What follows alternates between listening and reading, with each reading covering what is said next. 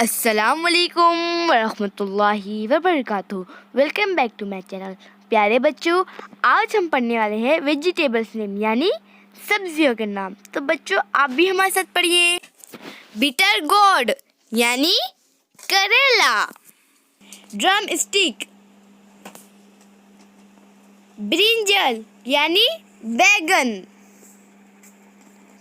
cabbage cabbage यानी पत्ता गोभी, कैरोट कैरोट यानी गाजर, लेडीज फिंगर यानी भिंडी, पोटैटो पोटैटो यानी आलू,